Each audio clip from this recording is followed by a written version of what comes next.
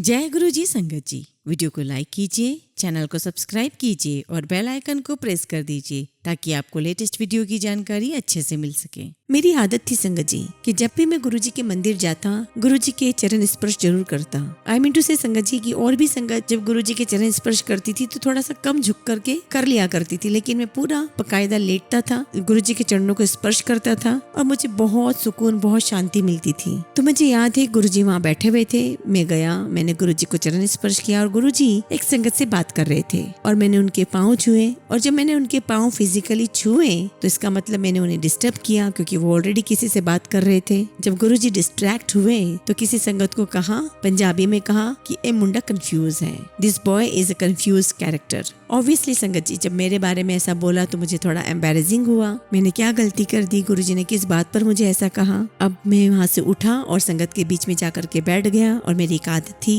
Meditation करने की, तो मैं मेडिटेशन करने लग गया। परंतु मुझे समझ में नहीं आ रहा था कि मैंने ऐसा क्या कर दिया कि गुरुजी को ऐसा कहना पड़ा। और संगत जी जैसे ही मैंने आंखें खोली और मेरी नजरें गुरुजी से मिली और गुरुजी के ठीक पास में वही होम्योपैथिक डॉक्टर बैठा हुआ था जिसका मुझे लगता था कि उसके ट्रीटमेंट से मेरे डैडी ठीक हुए हैं। और वो जो मेरा 1% का जो डाउट था, कंफ्यूजन था, वो खुद डॉक्टर गुरुजी से ब्लेसिंग्स ले रहे हैं और मुझे पूरी तरीके से क्लियर हो गया कि मेरे डैडी को सिर्फ और सिर्फ गुरुजी की ब्लेसिंग्स ने ठीक किया है। और इस प्रकार से गुरुजी ने अपने आप ही मेरा वो कंफ्यूजन भी दूर कर दिया। अब मुझे मालूम है कि गुरुजी हैं, हर समय हैं, वो हमारे बीच में हैं और वो हमें ब्लेसिंग्स दे रहे हैं। जय गुरुजी संगत जी, गुरुजी का अनंतम अनंतम शुक्राना, गुरुजी के श्री चरणों में कोटि कोटि प्रणाम और गुरुजी की प्यारी प्यारी संगत को जय गुरुजी। कबीरा चिंतन क्या करूं, चिंता से क्या होए, कबीरा चिंतन क्या करूं, चिंता से क्या होए, मेरी चिंता गुरु करे, चिंता मोहि न कोय। अर्थात संगत जी हम चिंता क्यों करें, चिंता से होगा ही क्या। अगर मेरी चिंता स्वयं गुरुजी करते हैं तो मुझे किसी भी प्रकार की चिंता करने की आवश्यकता ही क्या है। इसलिए संगत जी गुरुजी का गुणगान करिए, उनका सिमरन करिए, उनका भजन करते रहिए, क्योंकि जो गुरु भजन करते नहीं करे दान में ढील, जो गुरु भजन करते नहीं करे दान में ढील, उनके धन को खाएंगे वेश्या वेद और वकील। अर्थात संगत जी जो व्यक्ति परमेश्वर के नाम का भजन नहीं करते, गुरु के नाम का भजन नहीं करते और दान करने में देरी करते हैं या करते ही नहीं हैं, उनकी उस मेहनत के धन को वेश्या, डॉक्टर और वकील ले जाते हैं। अर्थात नशे, बीमारी, जुआ, मुकदमे, वेश्यावृत्ति में उनका धन बर्बाद हो जाता है और परिवार कष्ट में आ जाता है। इसलिए संगत जी गुरुजी का सिमरन करते रहिए, गुरुजी में ध्यान लगाइए, उनके श्री चरणों की सेवा कीजिए और जैसा गुरुजी चाहते हैं और जैसा गुरुजी ने हमें हमेशा गाइड किया है वैसा हमें फॉलो करना चाहिए। और गुरुजी की आज्ञा मानते हुए हम सभी संगत परिवार रोजाना गुरुजी का सत्संग सुनते हैं और सुनाते हैं। संगत जी आज का सत्संग भी बहुत सुंदर है, बहुत खास है। संगत की जो जर्नी है गुरुजी के साथ वो बहुत सुंदर है, बहुत खास है। गुरुजी ने उन्हें बहुत ब्लेस किया है, उनके परिवार को ब्लेस किया है। आप सभी से रिक्वेस्ट है कि सत्संग को अंत तक सुने, पूरा सुने, पूरी भक्ति भाव के साथ सुने और गुरुजी की बहुत सारी ब्लेसिंग्स प्राप्त करें। और मुझे पूरा यकीन है कि आपको इस सत्संग से भी आपके कई सारे सवालों के जवाब आपको मिलेंगे, गुरुजी का इशारा आपको मिलेगा। संगत जी अगर आप भी अपना सत्संग शेयर करना चाहते हैं तो सुंदर लिखावट में हिंदी में ईमेल आईडी और व्हाट्सएप पर शेयर कर सकते हैं, और अगर आप चाहें तो ईमेल आईडी और व्हाट्सएप पे टाइप भी कर सकते हैं। तो चलिए संगत जी सत्संग शुरू करते हैं। आज हम जो सत्संग सुनने जा रहे हैं वो गुरुजी की प्यारी और पुरानी संगत विवेक गुप्ता अंकल का सत्संग है। जय गुरुजी, शुक्राना गुरुजी, सारी संगत को जय Guruji. Thank you so much Guruji to blessing my satsang. Guruji की ब्लेसिंग से सितंबर या अक्टूबर 1998 में गुरुजी की ब्लेसिंग्स की शुरुआत हुई थी, क्योंकि दिसंबर 1998 में मेरी सिस्टर की शादी हुई थी। क्योंकि उसके 2-3 महीने पहले ही हम गुरुजी के पास गए थे, क्योंकि हमने उस समय गुरुजी से आशीर्वाद लिया था, ब्लेसिंग्स ली थी मेरी सिस्टर और मेरे ब्रदर इन लोग के लिए। और गुरुजी के आशीर्वाद से ही, गुरुजी की ब्लेसिंग से ही मेरी सिस्टर की शादी हुई थी और तभी से मुझे गुरुजी का आशीर्वाद प्राप्त हुआ है। संगत जी बात फरवरी 1999 की है। मेरे पिताजी आर्मी में डॉक्टर और उस वक्त दिल्ली में थे, ब्रिगेडियर गुप्ता, और मेरे डैडी गुरुजी के पास जाया करते थे। और मेरे पिताजी ने मुझे फरवरी 1999 में बोला कि मैं गुरुजी के पास जा रहा हूँ, गुरुजी ने मुझे बुलाया है। और संगत जी वो जो समय था गुरुजी के पास जाने का, वो दोपहर का या सुबह का समय था और उस समय भी शाम को ही सत्संग हुआ करते थे और गुरुजी केस टू केस बेसिस पर डिस्कशन करने के लिए किसी पर्टिकुलर संगत को दोपहर में बुलाया करते थे। जिस वक्त डैडी ने मुझसे पूछा तो मैंने कहा कि मैं भी चलना चाहूंगा, क्योंकि संगत जी हम सब चाहते हैं कि हम सभी को ब्लेसिंग्स मिले। और संगत जी मेरे डैडी जो है वो बहुत रिलीजियस पर्सन है और मुझे लगा कि अगर डैडी गुरुजी के पास जा रहे हैं तो निश्चित ही गुरुजी की ब्लेसिंग्स उन्हें मिलेगी, तो साथ ही साथ हमें भी गुरुजी की ब्लेसिंग्स ले लेनी चाहिए। अब संगत जी हम लोग एम्पायर स्टेट पहुंचे और गुरुजी अपने मंदिर में बैठे हुए थे और वहाँ कोई संगत नहीं थी सिवाय मेरे और डैडी के। डैडी और मैंने गुरुजी के पांव छुए। जैसा कि हम सभी जानते हैं कि गुरुजी बिल्कुल ठेठ पंजाबी में बोला करते थे। तो संगत जी गुरुजी ने मेरे डैडी से पूछा कि ये कौन है, तो डैडी ने कहा कि ये मेरा बेटा है। अब जो अगला गुरुजी का रिएक्शन था वो ये था कि ब्रिगेडियर वैश्य सुन लो।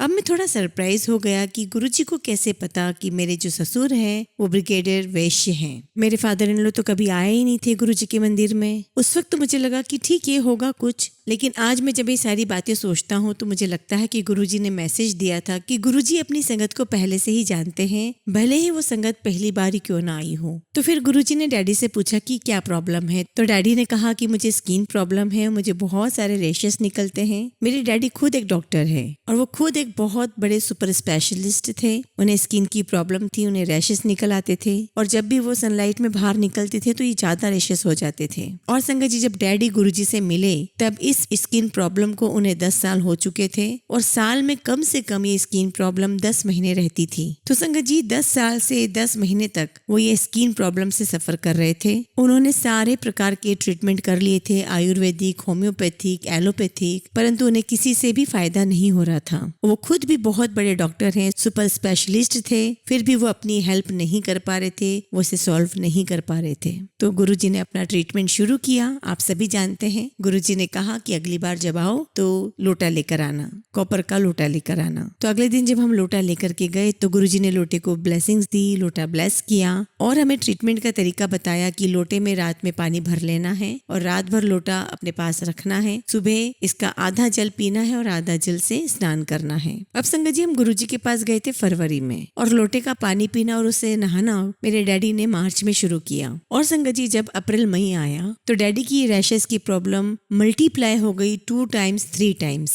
और तो और संगत जी एक इंजीनियर होने के नाते मैं अपना दिमाग लगा रहा था कि गुरुजी ने तो ऐसा ट्रीटमेंट दिया है, इसमें ना कोई गोली खाना है ना कोई दवा लगानी है। सॉरी गुरुजी, तब मैं ये सब नहीं जानता था कि ईश्वर के सामने इफ एंड बट नहीं करना चाहिए। मैं अपना दिमाग लगा रहा था। अब संगत जी मई में डैडी की प्रॉब्लम मल्टीप्लाई हो गई और जून आते आते डैडी की सारी प्रॉब्लम धीरे धीरे कम होने लगी। और संगत जी अक्टूबर नवंबर तक डैडी की वो प्रॉब्लम ऐसी रह गई जैसे कि वो प्रॉब्लम हुई ही नहीं थी, यानी कि ना के बराबर रह गई। तो संगत जी मैं बात कर रहा हूँ अक्टूबर 1999 की, जब डैडी की सारी प्रॉब्लम पूरी तरीके से खत्म हो चुकी थी। और संगत जी ये बात है आज से 25 साल पहले की। जो प्रॉब्लम डैडी को साल भर में 10 महीने तक रहती थी और आज मुश्किल से वो प्रॉब्लम 1 हफ्ते भी नहीं रहती है। और संगत जी मैं 1 हफ्ता तो जानबूझ के कह रहा हूँ। ये प्रॉब्लम तो ऐसी हो गई थी, इतनी सॉल्व हो गई थी कि हमें कई बार पता भी नहीं चलता था कि ये प्रॉब्लम आई और कब चली गई। और जब उन्हें ये प्रॉब्लम थी तो इतना ट्रीटमेंट, अलग अलग डॉक्टरों के पास जाना, ट्रीटमेंट करवाना, और जब वो आर्मी यूनिफॉर्म पहनते थे तो उन्हें वो बहुत तकलीफ होती थी स्किन पर। ये लोटे का चमत्कार, ये पानी का चमत्कार सिर्फ गुरुजी ही कर सकते हैं। ये उन्हीं की ब्लेसिंग से हो सकता है और किसी की ब्लेसिंग से नहीं। और संगत जी इस चमत्कार ने ये प्रूफ कर दिया था कि हम एक महापुरुष के साथ बैठे हुए हैं और उनकी ब्लेसिंग्स के साथ हैं। और संगत जी फिर उसके बाद मैंने अपना दिमाग लगाना छोड़ दिया। मैं समझ गया था कि हम सही जगह पर पहुंच गए हैं और मेरी जर्नी ऑफ गुड लक शुरू हो गई है। हम एक महान आदमी के पास बैठे हुए हैं। लेकिन संगत जी मैं ये भी कहना चाहूंगा कि तब हमें नहीं पता था कि हम भगवान के सामने बैठे हैं, हम परम परमेश्वर के सामने बैठे हैं। संगत जी काश हमें ये बात पता होती तो हम वहीं पर बैठे रहते, हम गुरुजी के पास से एक पल के लिए भी दूर नहीं होते। अब संगत जी डैडी की वो प्रॉब्लम खत्म हो गई, वो पूरी तरीके से ठीक हो गए और 2000 में डैडी का रिटायरमेंट हुआ और हम नोएडा आ गए। और नोएडा आने के बाद डैडी का गुरुजी के पास जाना थोड़ा कम हो गया और मैं रेगुलर गुरुजी के पास जाता रहा। जहाँ तक मुझे ध्यान है संगत जी, डैडी 2001 या मैक्स टू मैक्स 2002 तक गुरुजी के पास जाते रहे और 2003 का मुझे याद नहीं है कि वो गुरुजी के पास जाते रहे हों। संगत जी मैं तो गुरुजी के पास जाता रहता था तो मैं डैडी से पूछता था कि डैडी आज चलेंगे आप, और डैडी कहते थे कि मैं बताऊंगा। और ऑब्वियसली संगत जी डैडी नहीं आते थे, तो मैंने कुछ समय के बाद उनसे पूछना भी छोड़ दिया, क्योंकि संगत जी मैं उनसे हाँ सुनना चाहता था, और जब वो ना कहते थे तो मुझे बहुत बुरा लगता था। और मैं दिल से चाहता था कि डैडी हाँ कहें और वो मेरे साथ चलें, क्योंकि डैडी को गुरुजी की स्पेशल ब्लेसिंग्स थी, और मुझे ऐसा लगता था कि अगर वो भी आएंगे तो मुझे और स्पेशल ब्लेसिंग्स मिलेंगी। खैर संगत जी 2002, 3, 4 बीतता चला गया और डैडी गुरुजी के दरबार में नहीं आए। संगत जी मुझे याद है कि गुरुजी एम्पायर स्टेट में जब थे तो अपने हाथों से अपना स्वरूप दिया करते थे, और वो स्वरूप 2 इंच या 2.5 इंच का हुआ करता था। वो पासपोर्ट साइज के स्वरूप हुआ करते थे, लेमिनेटेड, और वही स्वरूप सेवादार भी पहनते थे, और उसी तरह के स्वरूप वो संगत को दिया भी करते थे, और उस स्वरूप में गुरुजी के साइन भी हुआ करते थे। और आज भी गुरुजी के उन स्वरूपों का खजाना मेरे कलेक्शन में है। ये गुरुजी की ब्लेसिंग्स थी कि मुझ में इतनी अक्ल थी कि मैंने उनके उस स्वरूप को, उस खजाने को प्रिजर्व करके रखा हुआ था। तो उनमें से एक स्वरूप मंदिर में रखा हुआ था। तो डैडी ने कहा मुझे बुला करके कि वो स्वरूप ऐसे चमक रहा था जैसे कि वो उनसे कुछ कहना चाहता हो, और वो स्वरूप उन्हें कुछ बोल रहा है। और डैडी इतने उत्साह में हो गए, मुझे उनकी आंखों में वो चमक दिख रही थी। वो बहुत खुश थे, बहुत मगन थे। तो डैडी ने कहा कि मैं तो एम्पायर स्टेट जाना चाहता हूँ। और ये बात सुनकर संगत जी मैं तो बहुत खुश हुआ कि अरे वाह, मैं तो इतने समय से बोल रहा हूँ गुरुजी के पास चलने के लिए, और डैडी ना किए जा रहे थे। आज तो खुद डैडी ने आगे लेकर कहा है। और संगत जी मुझे याद है वो मंगलवार का दिन था, क्योंकि डैडी ने उस दिन फास्ट रखा हुआ था। तो मैंने कहा कि daddy Thursday, Friday, Saturday, Sunday होता है सत्संग, आज तो ट्यूसडे है, हम लोग वीकेंड पर चलेंगे गुरुजी के पास। अब संगत जी उसी वीकेंड के सैटरडे या संडे को हम एम्पायर स्टेट गुरुजी के पास गए। डैडी और मैं दोनों गए। गुरुजी से हमने ब्लेसिंग्स ली, लंगर प्रसाद किया, और हम वापस घर आ गए। और उसके 4 या 5 दिन के बाद गुरुजी ने महासमाधि ले ली। अब संगत जी इसे आप या संजोग कहें या एक्चुअल में गुरुजी का बुलावा था। संगत जी मैं 2007 की बात कर रहा हूँ, और 31 मई 2007 में गुरुजी ने चोला छोड़ा था, और हम लोग 25-26 मई को गुरुजी के पास हम लोग ब्लेसिंग्स लेने गए थे 2007 को ही। और जैसा कि मैंने बताया कि 2001 और मैक्स टू मैक्स 2002 के बाद डैडी गुरुजी के पास कभी नहीं गए। मतलब आई मीन टू से संगत जी मिनिमम 5 साल तो डैडी गुरुजी के पास नहीं गए। उसी हफ्ते, उसी वीकेंड अगर एक वीक भी ऊपर नीचे हो जाता तो गुरुजी तो चोला छोड़ चुके होते। और उसी वीक डैडी को गुरुजी के स्वरूप में चमत्कार दिखा, और उन्हें गुरुजी से मिलने की इच्छा हुई, और उस वीकेंड हम गुरुजी के मंदिर गए, गुरुजी से ब्लेसिंग्स ली, और ठीक हमारे जाने की 4 या 5 दिन के बाद गुरुजी ने चोला छोड़ दिया। तो संगत जी इस बात से मुझे ये समझ में आ गया कि जब तक गुरुजी का बुलावा ना हो कोई गुरुजी के पास नहीं जा सकता, दरबार में नहीं जा सकता। और जिस दिन गुरुजी आपको बुलाएंगे तो कोई दुनिया की ताकत भी आपको रोक नहीं पाएगी। और संगत जी ये मेरे लिए किसी चमत्कार से कम नहीं है कि मेरे डैडी, जो मैंने खुद ने देखा कि 5 साल तक गुरुजी के पास नहीं गए थे, और उसी वीकेंड गुरुजी के पास गए जिस वीकेंड गुरुजी ने महासमाधि ली। 31 मई 2007 को मैं भी वहीं था, बड़े मंदिर में। गुरुजी के चोला छोड़ने के बाद जहाँ पर समाधि बनी हुई है हम लोग वहीं पर थे। संगत जी हम लोग बहुत कंफ्यूज थे, इवन पूरी संगत कंफ्यूज थी कि अब क्या होगा। हम लोगों की जो चमत्कार की जो जर्नी गुरुजी के साथ चल रही थी वो हम नहीं देख पा रहे थे, क्योंकि हमें पता था कि गुरुजी ने कोई ऐसा तो नहीं किया था कि उनके बाद कोई और गद्दी चलाएगा, कोई और हमें ब्लेस करेगा। परंतु संगत जी भगवान जी तो भगवान होते हैं। हमें नहीं पता था कि अब हमें कैसे ब्लेसिंग्स मिलेगी, हमें नहीं पता था कि संगत जी हमारी जीवन की गाड़ी कैसे चलेगी। लेकिन आज उस बात को 16-17 साल हो गए हैं और हमारे जीवन की गाड़ी फुल स्पीड के साथ चल रही है। गुरुजी के नित नए चमत्कार होते जा रहे हैं, संगत पे संगत जुड़ती चली जा रही है, और सभी संगत का गुड लक का मीटर चालू हो गया है। मैंने आप सभी के साथ डैड की हेल्थ की प्रॉब्लम की बात की, उनकी जर्नी की बात की। अब मैं आपसे 5 से 6 साल पहले की बात करता हूँ। मैं पिछले 6-7 सालों से दुबई में रह रहा था, और मैं 2022 में जब दुबई से इंडिया आया तो मैंने अपने ड्राइवर से पूछा कि साहब कहाँ पर हैं। तो ड्राइवर ने बोला कि साहब डॉक्टर के पास गए हैं, आर्मी हॉस्पिटल। मैंने कहा ठीक है। तो जब डैडी वापस आए तो मैंने उनसे पूछा कि डैडी क्या हो गया, क्या बात है, आप हॉस्पिटल गए थे? तो डैडी कहने लगे कि दांतों में प्रॉब्लम थी और थोड़ा आंखों की भी प्रॉब्लम आ रही है। मैं जब भी किसी पेशेंट का प्रिस्क्रिप्शन लिखता हूँ तो थोड़ी प्रॉब्लम आ रही थी, तो मैं दिखाने चला गया। संगत जी शाम होते होते डैडी की आंखों की प्रॉब्लम इतनी बढ़ गई कि उन्हें 5 फीट का डिस्टेंस भी नजर नहीं आ रहा था। अब डैडी ने आर्मी हॉस्पिटल में फोन किया था तो डॉक्टर ने कहा कि सैटरडे संडे तो बंद रहता है और मैं मंडे को इमीडिएटली सबसे पहले आप ही को देखूंगा। लेकिन संगत जी डैडी की प्रॉब्लम इतनी ज्यादा बढ़ रही थी कि वो शांति से रह ही नहीं पा रहे थे। हमने इधर उधर फोन कॉल्स किए, और ऐसे में हमें एक बहुत ही अच्छी डॉक्टर, जो आंखों की बहुत बड़ी डॉक्टर थी और दिल्ली में हॉस्पिटल्स की एक चेन है, वहाँ की सबसे बड़ी आंखों की डॉक्टर थी, उनका नंबर मिला और उन्होंने हमें सैटरडे मॉर्निंग का नंबर दे दिया, अपॉइंटमेंट दे दिया। तो उस डॉक्टर ने कहा चेकअप करने के बाद कि अंकल आपकी आंखों में गैप है और उस गैप को कम करने के लिए हमें एक प्रोसीजर करना पड़ेगा और उसके बाद सब कुछ ठीक हो जाएगा। अब संगत जी प्रोसीजर का मतलब है ऑपरेशन करना पड़ेगा और डैडी की एज 80 तक पहुंच गई थी। अब संगत जी एज फैक्टर होने के कारण कि अगर आपको इस एज में ऑपरेशन बोल दिया जाए और ऐसे में कुछ गड़बड़ी हो जाए तो वो सोच करके एंग्जाइटी और टेंशन तो होती है। तो डैडी ने कहा कि हमें एक और ओपिनियन लेना चाहिए। तो हमने एक और डॉक्टर का अपॉइंटमेंट लिया जो दिल्ली के एक बहुत फेमस हॉस्पिटल के डॉक्टर हैं। हम उनके पास गए और उस डॉक्टर ने कहा कि अंकल आपकी आईज में गैप है और उन्होंने भी वही कहा कि एक प्रोसीजर करना पड़ेगा और उस प्रोसीजर के बाद आपकी आंखें ठीक हो जाएगी। मतलब संगत जी जो पहले डॉक्टर का जो ओपिनियन था वो सेकेंड डॉक्टर के ओपिनियन से मैच कर रहा था। तो डॉक्टर ने कहा कि अंकल आप 1 महीने बाद आइए, तब तक आंखों को सॉफ्ट हो जाने दीजिए, उसके बाद ही हम ये ऑपरेशन करेंगे। अब संगत जी जब डैडी 1 महीने के बाद डॉक्टर के पास गए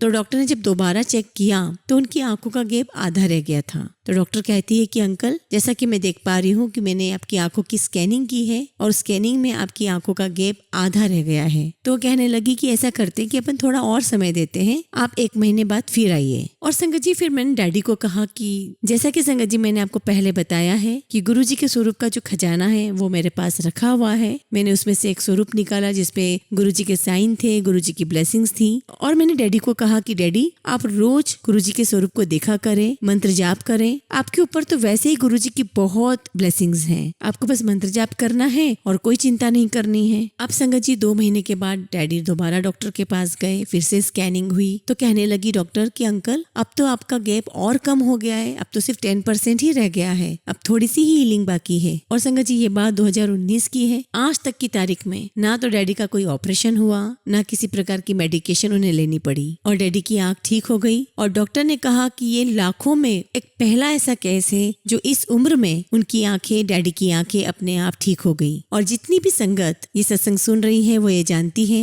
कि ये सिवाय गुरुजी के और कोई नहीं कर सकता है, सिवाय गुरुजी की ब्लेसिंग्स के ये काम हो ही नहीं सकता था। इस एज में 80 साल की उम्र में अपने आप आंखों का ठीक हो जाना ये सिर्फ और सिर्फ गुरुजी ही कर सकते हैं। जैसा कि मैंने बताया कि 1999 में स्किन प्रॉब्लम थी, 2019 में आंखों की प्रॉब्लम थी। गुरुजी तब भी हमारे साथ थे और अब भी हमारे साथ हैं। गुरुजी कहीं नहीं गए हैं। हाँ ये बात और है कि गुरुजी हमें ह्यूमन फॉर्म में नहीं दिखाई दे रहे हैं, लेकिन वो सारी संगत के अंग संग ही हैं, हर पल हैं। और हम लोग गुरुजी से वैसे ही जुड़े हुए हैं जैसे तब थे वैसे ही अब हैं। मुझे संगत जी आज गुरुजी से जुड़े 25-26 साल हो गए हैं, लेकिन मुझे एक पल के लिए भी ऐसा नहीं लगा कि गुरुजी हमारे साथ नहीं है। हर पल यही महसूस हुआ कि गुरुजी हमारे अंग संग हैं। संगत जी वैसे तो डैडी की बहुत सारे चमत्कार हैं, अगर मैं बोलता रहूं तो समय कम पड़ जाएंगे। मैं अभी आपको अपने खुद के सत्संग सुनाना चाहता हूँ, अपनी एक्सपीरियंस सुनाना चाहता हूँ। संगत जी जब मैं गुरुजी के साथ जुड़ा डैडी के थ्रू और गुरुजी ने अपने चमत्कार दिखाए तो संगत जी उस उम्र में जो मेरी थी, उस उम्र में हम सभी की एक चेकलिस्ट हुआ करती थी।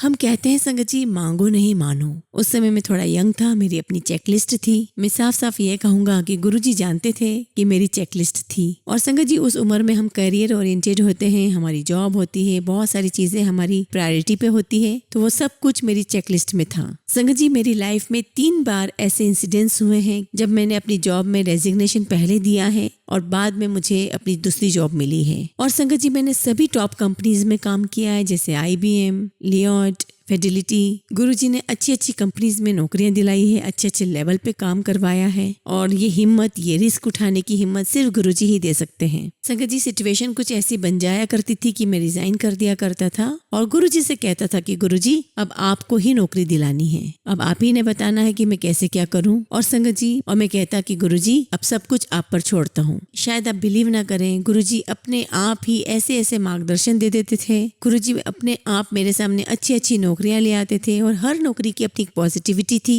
कहीं पे family life, work life balance होता था, कहीं पर जूम अप कर जाते थे, कहीं पर मीडिया में सब जगह पर थे, कहीं पर एशिया पैसिफिक रोल होता था और सारी टॉप कंपनीज में ही मैं काम करता रहा। ये सब कुछ गुरुजी की मेहर ही है, ये सब कुछ गुरुजी की ब्लेसिंग्स ही है। गुरुजी की मेहर मैंने हेल्थ में बताई, गुरुजी की मेहर मैंने बताया कि कैसे करियर प्रोग्रेशन में गुरुजी ने मुझ पर कृपा की। संगत जी मेरा 24-25 साल का गुरुजी के साथ जर्नी है, ब्लेसिंग्स उनकी मुझे मिली है। और अगर कोई मुझसे पूछता है कि इन 24-25 सालों में आपका क्या मैसेज है, आप क्या कुछ कहना चाहते हैं, तो मैं इस बात को संगत जी 3 चीजों में समराइज करना चाहता हूँ। और ये 3 चीजें मैं अभी थोड़ा एलोबरेट करूंगा। अभी तक जो मैंने सत्संग किए वो सभी मिरेकल्स के बारे में थे, कैसे कैसे गुरुजी ने मुझे डिफरेंट एस्पेक्ट्स में हेल्प किया, मेरे फादर को हेल्प की, चाहे वो हेल्थ थी, चाहे वो करियर था, और भी डिफरेंट एस्पेक्ट्स में गुरुजी ने हमें मेहर की है, कृपा की है। अब मैं बताना चाहूंगा संगत जी कि मेरी गुरुजी के साथ जर्नी क्या रही है और मुझे क्या सीख मिली है। संगत जी, सबसे पहली बात, इस पूरी जर्नी से मैंने एक चीज तो सीख ली है कि भगवान है।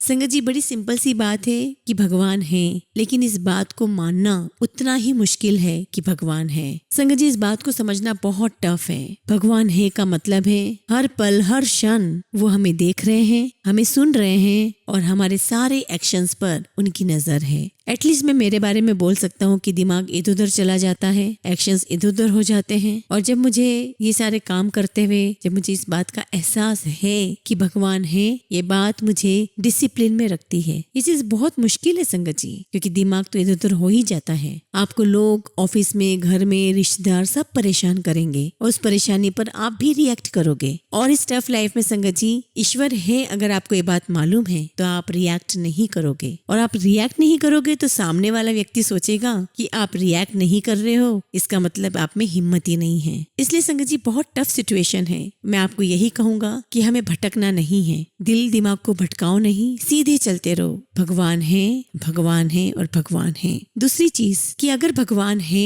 और वो हमें हर क्षण देख रहे हैं, तो जो एक चीज आपके हाथ में है वो है कर्म। तो अपने कर्म ठीक रखना बहुत जरूरी है। और अगर आपने अपने कर्म गलत कर दिए और भगवान है, तो उसकी तीसरी चीज है डेस्टिनी। तो डेस्टिनी में आपको परेशानी तो होगी अगर आपके कर्म गलत हैं। तो अगर भगवान है और अगर आपके कर्म गलत हो गए हैं, तो आउटपुट में आपको परेशानी मिलेगी ही मिलेगी। वो आज नहीं कल मिलेगी, कल नहीं परसों मिलेगी, क्योंकि वो तो भगवान के ऊपर है, ईश्वर के ऊपर है कि कब वो आपको उस परेशानी से गुजरने के लिए हुक्म करेंगे, क्योंकि आपने गलत किया है। और अगर आपने अच्छा किया है तो आपको उसकी ब्लेसिंग्स देंगे, आज देंगे, कल देंगे, परसों देंगे। वो सब कुछ भगवान के ऊपर है। कई बार हमें लगता है कि हम तो सब कुछ ठीक कर रहे हैं, फिर भी हमारी जर्नी इतनी टफ क्यों है? तो उसका आंसर जब मैं अपने आप को कहता हूँ तो मैं यही कहता हूँ कि हो सकता है कि पुराने कोई कर्म हमारे गलत हो गए हों, या उन कर्म को गुरुजी सुधार रहे हैं, या उन कर्म को काट रहे हैं गुरुजी। पर आपको एक बात जो बिल्कुल क्लियर कट अपने दिमाग में रखनी है, वो ये है कि भगवान है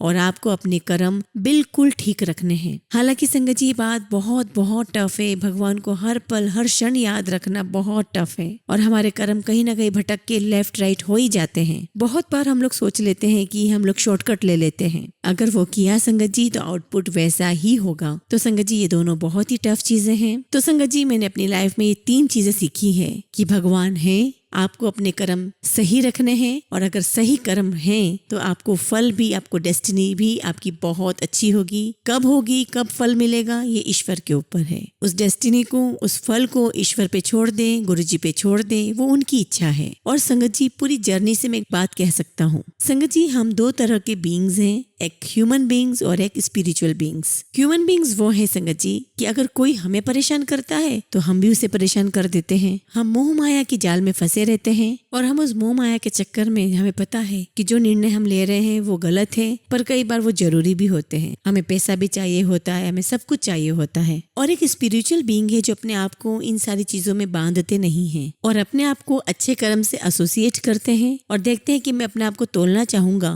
कि मैं उस बैरोमीटर में, उस मेजरमेंट में कितना अच्छा कर रहा हूँ। एज ए स्पिरिचुअल बीइंग मैं कितना अच्छा कर रहा हूँ, कितने अच्छे कर्म कर रहा हूँ। अगर मैं उसे अपना मेजरमेंट का टेप बना करके चलूं, not human being, as a spiritual being, तो मुझे लगता है कि ऑटोमेटिकली हमें भगवान की ब्लेसिंग्स मिलेंगी। संगत जी, ये सारी चीज मैंने ऐसे सीखी कि जब कभी कोई मुझे परेशान कर दिया करता था तो मेरे मन में आता था कि मैं भी उसे परेशान कर दूं, पर मैंने कंट्रोल करने की कोशिश की है। मैं ये नहीं बोलूंगा कि मैं 100% सही हो गया हूँ। मेरी लाइफ में, मेरे जीवन में अभी ऐसे बहुत से रूम्स हैं, कॉर्नर्स हैं जिन्हें मुझे ठीक करना है, लेकिन संगत जी मैं अपने आप को समझाता हूँ, सिखाता हूँ कि मुझे सही रास्ते पर चलना है, और जब मैं ऐसा करता हूँ तो मुझे यकीन है कि मुझे ब्लेसिंग्स तो मिलनी है। इस साल मेरी मदर इन लॉ की डेथ हुई थी और मैं एक सिचुएशन में था कि मैं क्या करूँ। इंडिया में फैमिली का ध्यान रखना था, तो एक डिसीजन लिया गया कि इंडिया चलेंगे, फैमिली का ध्यान रखेंगे, और मैंने जॉब का रेजिग्नेशन डाल दिया। और गुरुजी की ब्लेसिंग्स कि उस रेजिग्नेशन के 3 हफ्ते बाद ही मुझे एक नई जॉब मिल गई। ये एक चमत्कार है संगत जी, और एक मैं सीनियर पोजीशन पर हूँ। और संगत जी हम सभी को पता है कि सीनियर पोजीशन में आज की तारीख में जॉब नहीं मिलते हैं। और संगत जी ये तो गुरुजी की मेहर है। अगर आप अच्छे कर्म कर रहे हैं, अच्छी चीजें कर रहे हैं, तो आप सब कुछ गुरुजी पर छोड़ दो। आप अपना कर्म करते चलो, फल की इच्छा मत करो, फल गुरुजी अपने आप ही देंगे। और ये बात संगत जी हम अपने आप को जितना बताएंगे, जितना सुधारेंगे, हमारी लाइफ उतनी इजी हो जाएगी और कठिनाइयां अपने आप ही दूर हो जाएंगी। संगत जी ऐसा नहीं है कि हमारी लाइफ हमेशा ऊपर की तरफ चलती जाएगी। बीच बीच में गुरुजी आपका टेस्ट भी लेंगे, इम्तिहान भी लेंगे। हमारी लाइफ ऊपर जाएगी, नीचे आएगी, फिर ऊपर जाएगी। हो सकता है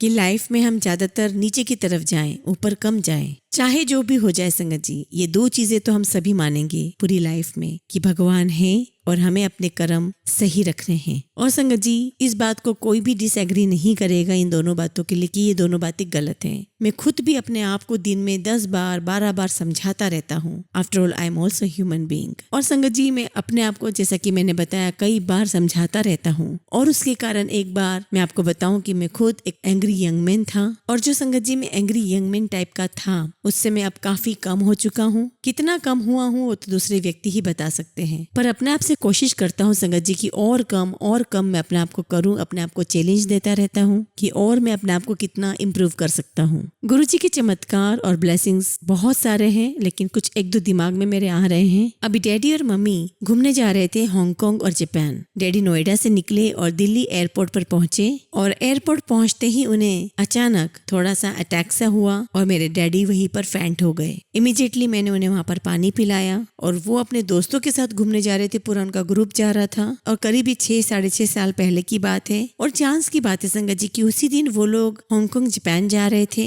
पूरे ग्रुप के साथ, और मैं उसी दिन उसी रात आधा 1 घंटे की फ्लाइट की डिफरेंस से दुबई जा रहा था। मेरी फ्लाइट उनकी फ्लाइट के बाद थी। अब ये कोइंसिडेंस कह लीजिए या गुरुजी की मेहर कह लीजिए कि हम लोग सब साथ में ही एयरपोर्ट पर गए। अब जब डैडी फैंट हो गए, उन्हें डिहाइड्रेशन टाइप हो रहा था, और संगत जी इमीडिएटली मैंने गुरुजी का वो स्वरूप जिन पर गुरुजी के साइन थे मैंने डैडी की शर्ट की पॉकेट में रख दिया, और मैंने डैडी को कहा कि डैडी स्वरूप को पकड़ के चलो, आपको कुछ भी नहीं होगा। डैडी और मम्मी फ्लाइट कैंसिल करके घर वापस आ रहे थे। डैडी की हालत देखते हुए उन्होंने ये निर्णय लिया था। और संगत जी ये मैं बात कर रहा हूँ 2018 की, और तब तक मेरे डैडी मम्मी की एज 77-78 होगी, और इस एज में उन्हें हांगकांग जापान में कुछ हो गया, और वो एक्चुअली क्रूज में जा रहे थे। और अगर कुछ हो जाता तो वहां पर हमारा कोई सपोर्ट मैकेनिज्म होता ही नहीं। और उनके जितने भी फ्रेंड्स थे वो सभी सीनियर सिटीजन थे।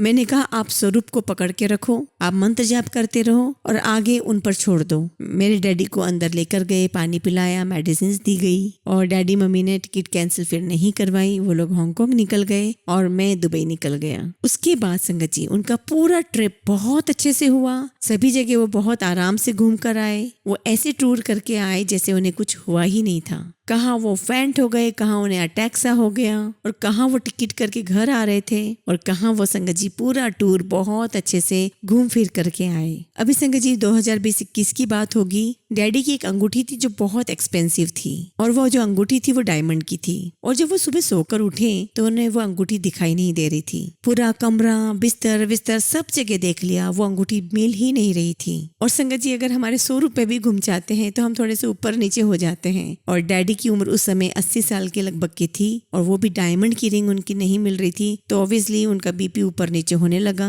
और बहुत एंग्जाइटी से वो परेशान हो रहे थे। फिर मैंने डैडी को रिमाइंड करवाया कि डैडी देखो वो रहा गुरुजी का स्वरूप, आप गुरुजी के स्वरूप को देखते रहो, आप मंत्र जाप करते रहो, स्वरूप को देखते रहो, गुरुजी अपने आप सब ठीक कर देंगे। संगत जी ये कहना बड़ा आसान है, लेकिन जो व्यक्ति परेशान हो रहा है उसका दिमाग तो लेफ्ट राइट जाएगा ही जाएगा। डैडी गुरुजी पर फोकस तो कर रहे थे, पर उनके दिमाग में कहीं ना कहीं चल रहा था कि मेरी अंगूठी घूम गई है, कोई चोरी हो गई है, कहीं निकल गई है, कहीं पानी में निकल गई है। डैडी ने गुरुजी के स्वरूप में ध्यान लगाया, मंत्र जाप किया और उससे कोई फर्क नहीं पड़ा, वो चीज़ नहीं मिली। और कंटिन्यूसली संगत जी उन्होंने ये 2 दिन तक खूब किया और 2 दिन के बाद संगत जी ऑटोमेटिकली उनकी अंगूठी भी मिल गई, उनका डायमंड भी मिल गया। और घर में भी मिला कहाँ पर संगत जी, घर में जो ड्रेनेज बनी हुई है ड्रेनेज के पास मिला, वो भी बाथरूम की ड्रेनेज के पास में, जो कभी कोई सोच भी नहीं सकता था। मुझे संगत जी एक सत्संग और ध्यान में याद आ रहा है, मैंने आप लोगों से शेयर किया था कि डैडी की हेल्थ की प्रॉब्लम यानी कि स्किन की प्रॉब्लम कैसे गुरुजी ने ठीक की थी। और मुझे याद आ रहा है कि डैडी ने होम्योपैथिक ट्रीटमेंट भी लिया था और उस समय एक बहुत ही फेमस होम्योपैथिक डॉक्टर थे, उनसे डैडी ने ट्रीटमेंट ली। और संगत जी जब डैडी ठीक हुए तो मेरे दिमाग में ये बात भी आई कि डैडी ने 1999 में वो ट्रीटमेंट भी लिया, सफेद पोड़ी खाई थी, तो कहीं डैडी इससे तो ठीक नहीं हुए। और कहीं ना कहीं संगत जी 1% तो हमारा दिमाग इधर उधर हो ही जाता है। हालांकि मुझे पता था कि ये सब कुछ गुरुजी की ही ब्लेसिंग्स हैं, पर 1% के लिए दिमाग में ऐसा आ जाता है। एक दिन मुझे याद है संगत जी में सत्संग के लिए एम्पायर स्टेट आ रहा था, तो संगत जी एम्पायर स्टेट में किचन का दरवाजा और गुरुजी के रूम के दरवाजे के बीच में एक लॉफ्ट है और कभी कभी गुरुजी वहां बैठ जाया करते थे और संगत जी उनकी तरफ मुंह करके बैठ जाया करती थी और मैं किचन के पास में उनके बेडरूम के पास वाले एरिया में बैठ जाया करता था। मेरी आदत थी संगत जी कि जब भी मैं गुरुजी के मंदिर जाता, गुरुजी के चरण स्पर्श जरूर करता। आई मीन टू से संगत जी की और भी संगत जब गुरुजी के चरण स्पर्श करती थी तो थोड़ा सा कम झुक करके कर लिया करती थी, लेकिन मैं पूरा बकायदा लेटता था, गुरुजी के चरणों को स्पर्श करता था और मुझे बहुत सुकून, बहुत शांति मिलती थी। तो मुझे याद है गुरुजी वहां बैठे हुए थे, मैं गया, मैंने गुरुजी को चरण स्पर्श किया और गुरुजी एक संगत से बात कर रहे थे और मैंने उनके पांव छुए। और जब मैंने उनके पांव फिजिकली छुए तो इसका मतलब मैंने उन्हें डिस्टर्ब किया, क्योंकि वो ऑलरेडी किसी से बात कर रहे थे। जब गुरुजी डिस्ट्रैक्ट हुए तो किसी संगत को कहा, पंजाबी में कहा कि ए मुंडा कंफ्यूज है, this boy is a confuse character. Obviously संगत जी जब मेरे बारे में ऐसा बोला तो मुझे थोड़ा एम्बैरेसिंग हुआ, मैंने क्या गलती कर दी, गुरुजी ने किस बात पर मुझे ऐसा कहा। अब मैं वहां से उठा और संगत के बीच में जाकर के बैठ गया और मेरी एक आदत थी मेडिटेशन करने की, तो मैं मेडिटेशन करने लग गया। परंतु मुझे समझ में नहीं आ रहा था कि मैंने ऐसा क्या कर दिया कि गुरुजी को ऐसा कहना पड़ा। और संगत जी जैसे ही मैंने आंखें खोली और मेरी नजरें गुरुजी से मिली और गुरुजी के ठीक पास में वही होम्योपैथिक डॉक्टर बैठा हुआ था जिसका मुझे लगता था कि उसके ट्रीटमेंट से मेरे डैडी ठीक हुए हैं। और वो जो मेरा 1% का जो डाउट था, कंफ्यूजन था, वो खुद डॉक्टर गुरुजी से ब्लेसिंग्स ले रहे हैं और मुझे पूरी तरीके से क्लियर हो गया कि मेरे डैडी को सिर्फ और सिर्फ गुरुजी की ब्लेसिंग्स ने ठीक किया है। और इस प्रकार से गुरुजी ने अपने आप ही मेरा वो कंफ्यूजन भी दूर कर दिया।